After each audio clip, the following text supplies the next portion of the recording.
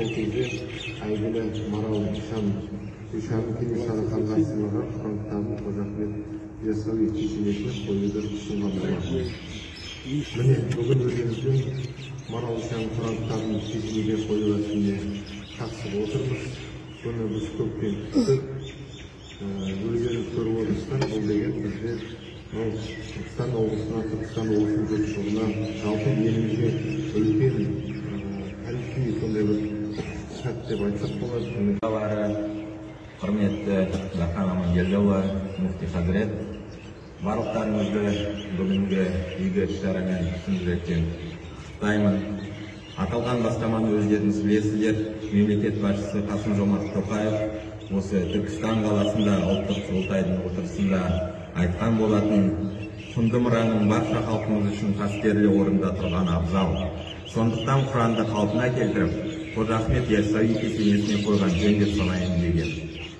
Бұл еліміздің рухани өміріндегі елеулі оқиға. Марал Ишан баршаңызға белгілі тарихи тұлға, Кенесары ханның ленгесі. Алдында Муфти Хазірет айтып кетті, осы Кенесары ханның нағашы ағасы болып келеді. Сол себепті бұл үлкен іс-шара осы Түркістан қаласында еліміздің рухани астанасында өтіп жатқан. Біздің хандарымыздың, біздің рухани көсемдеріміздің армандаған тәуелсіздігі әрқашан елімізге ғұры биік болғай. Батыр билеріміз армандағандай елімізден ырыс береке кетпесін. Тағы құтты болсын. Рахмет.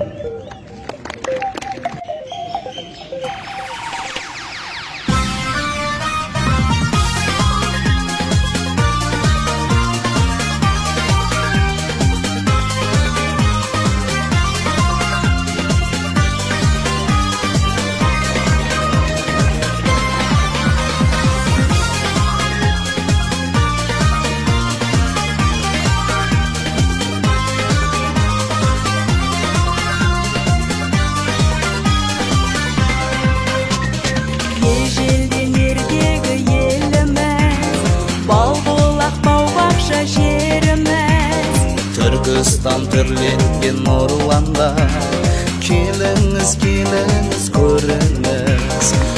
Бұл бақтарда сайраған, қыргүлі құлпырып жайнаған, ол қазы шаттығын тойлаған, киелі күмбезді Түркістан.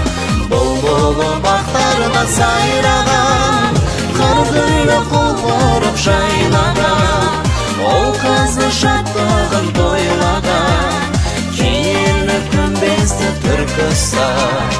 Бүгінде шуақты ертегі, көріңдер қуатты өлгені. Тарихта таусылмас дастандай, ежелден бізге сыр шертеді.